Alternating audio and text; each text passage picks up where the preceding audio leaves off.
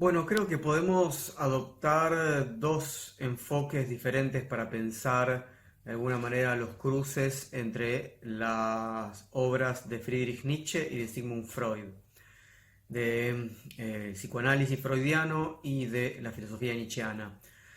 Un eje sería más bien histórico, es decir, tratar de pensar las relaciones más directas de ellos, entre ellos, en el encuentro de sus producciones.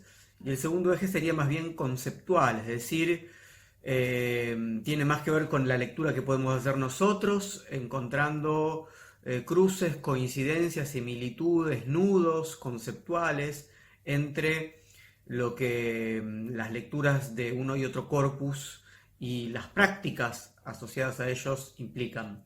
En el primer caso, es decir, en el eje histórico, tengamos en cuenta que Freud y Nietzsche fueron durante un transcurso de sus vidas contemporáneos. Es decir, Nietzsche nació en el año 1844 y Freud nació 12 años después, en 1856.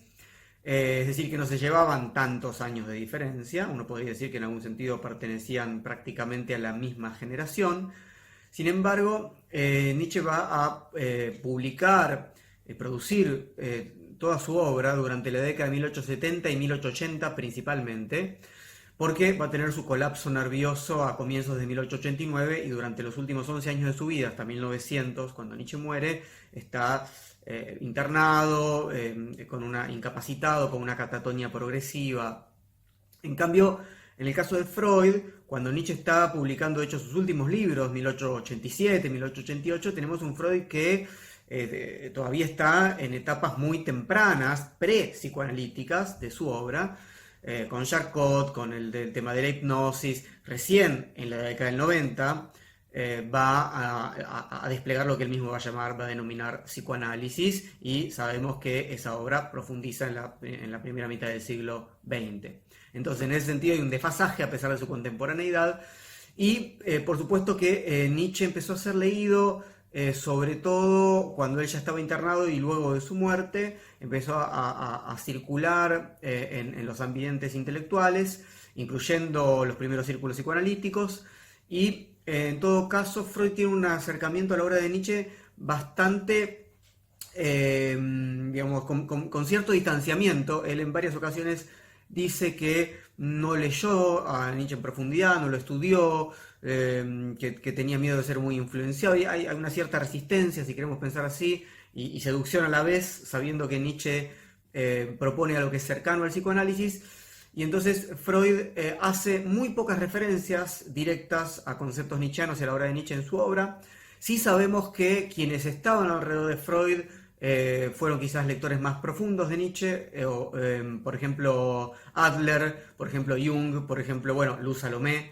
Entonces, en ese sentido habría que decir que no hay que pensar que la obra de Nietzsche, que fue claramente predecesora de la de Freud, influyó fuertemente en el psicoanálisis freudiano. Me parece que no sería adecuado. En todo caso, sí hay que entender que ambos tenían un predecesor común y muy fundamental, que fue Schopenhauer. Entonces, en ese punto hay un encuentro que quien quiere puede profundizar por esa vía, es decir, por la vía en el que tanto en la obra nietzscheana como en la obra freudiana tenemos elementos del concepto de voluntad principalmente, y otros conceptos de la obra de Schopenhauer. Bien, eso por un lado. En relación a cómo podemos anudar, digamos, las obras y las prácticas nosotros como lectores, creo que independientemente de por dónde empiece uno, ¿no? Si uno empezó leyendo a Nietzsche y de pronto empieza a conectarse con los conceptos de las prácticas psicoanalíticas, o lo contrario, si uno descubre a Nietzsche habiendo pasado primero por el psicoanálisis, que me parece que es en muchos casos lo que sucede, hay sin duda resonancias y similitudes y analogías sorprendentes, mucho mayores quizás de las que se podría pensar en primera instancia, o de las que circulan.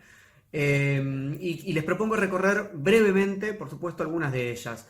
Por ejemplo, el concepto mismo de herida narcisista que trabaja Freud donde el psicoanálisis es la tercera ¿no? gran herida narcisista, el orgullo, ¿no? del hombre, claramente lo encontramos en la obra de Nietzsche y articulado de una forma muy similar, ¿no? Porque esa herida viene a desbancar, ¿no? la soberanía del cogito, la soberanía de la conciencia transparente y racional sobre la propia existencia y sobre los propios designios.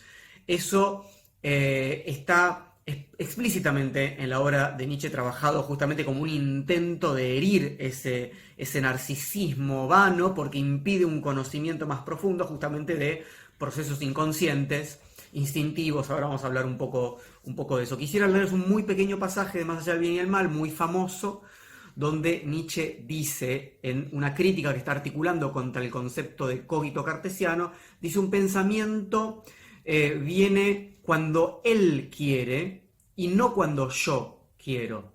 De modo que es un falseamiento de los hechos decir: el sujeto yo es la condición del predicado pienso. Ello piensa, dice Nietzsche. Ese ello es en alemán es el es el das, el neutro, que es el término que después va a usar Freud también, ¿no? Para lo que va a llamar el ello. Entonces, si bien no es exactamente lo mismo, lo que quiero que veamos es que, sin dudas, ese desbancar, esa posición central del sujeto moderno, va a ser una de las herramientas nietzscheanas de crítica a la filosofía dogmática, como él la denomina, y a la apertura de una filosofía por venir.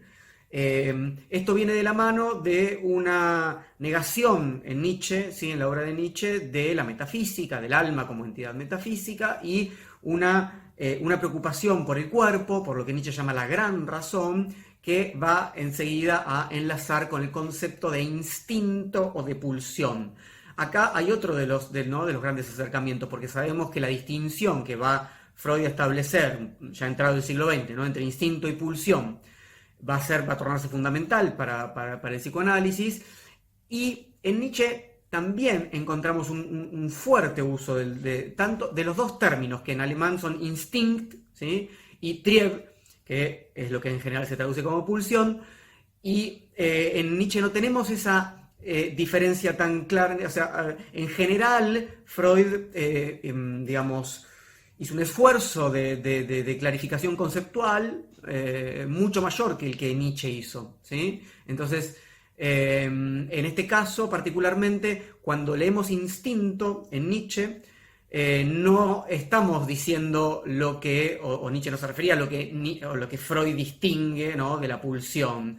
Se parece mucho a lo que Freud definía como pulsión, y Nietzsche usaba el término Trieb o instinct de modos indistintos. Y de hecho hasta los traductores no se cuidan mucho, y uno lee en Nietzsche instinto en español y va a la obra en alemán y dice Trieb, por ejemplo. Así que hay que tener un poco de cuidado ahí, pero sin dudas esta preocupación por pensar una suerte de fuerza, ¿sí? de impulso, que tiene un cierto asiento corporal, sin caer en un reduccionismo biológico. Eso es común tanto a Freud como a Nietzsche, ¿sí? Todos los esfuerzos que ambos hicieron para correrse de esos reduccionismos biológicos, y al mismo tiempo correrse, por supuesto, de ciertas psicologías metafísicas. Es decir, la importancia de lo inconsciente, que no es original de ninguno de ellos, y que de hecho durante el siglo XIX, bueno, von Hartmann, digamos, se pensaba, digamos, la relación entre lo inconsciente y